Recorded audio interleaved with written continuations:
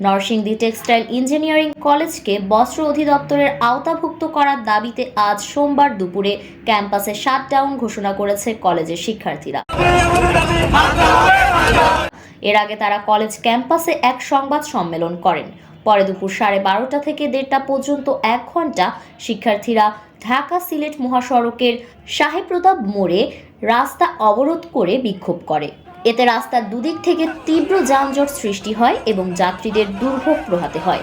খবর পেয়ে পুলিশ প্রশাসনের ঊর্ধ্বতন কর্মকর্তারা শিক্ষার্থীদের বুঝিয়ে জেলা প্রশাসনের সাথে আলোচনার ভিত্তিতে সমাধানের আশ্বাসে শিক্ষার্থীরা বেলা 1:30টায় অবরোধ তুলে নেয়।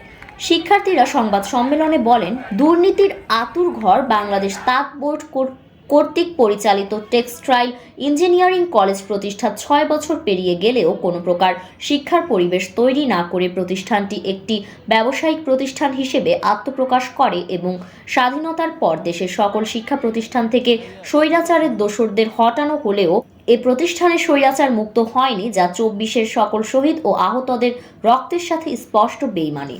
সম্মেলনে শিক্ষার্থীরা আরও বলেন, সারা দেশে বাংলাদেশ টেক্সটাইল বিশ্ববিদ্যালয় অধিভুক্ত 10টি কলেজের 9টি বস্ত্র অধিদপ্তরের আওতাধীন হলেও শুধুমাত্র নরসিংদী টেক্সটাইল ইঞ্জিনিয়ারিং কলেজই বাংলাদেশ তাঁত বোর্ডের আওতাধীন, যা শুরুতেই বিভিন্ন অনিয়মের মাধ্যমে চালু এবং পরিচালিত হচ্ছে। এ কলেজের কোনো সুযোগ সুবিধা নাই। এ সংবাদ সম্মেলনের মাধ্যমে এ সরকারের দৃষ্টি আকর্ষণ করে শিক্ষার্থীরা বলেন, শিক্ষার্থীদের ভবিষ্যতের কথা চিন্তা করে অনতিবিলম্বে বুটেক্স অধিভুক্ত বাকি 9টি টেক্সটাইল ইঞ্জিনিয়ারিং কলেজের মতো নরসিংদী টেক্সটাইল ইঞ্জিনিয়ারিং কলেজকে বস্ত্র অধিদপ্তরের আওতাধীন করা হোক। তারা আরও বলেন, শিক্ষার্থীদের এই যৌক্তিক দাবি মেনে নেওয়া না হলে আমরা আজ থেকে ততদিন পর্যন্ত সর্বোচ্চ কঠোর কর্মসূচি অব্যাহত রাখা হবে বলেও তারা জানান।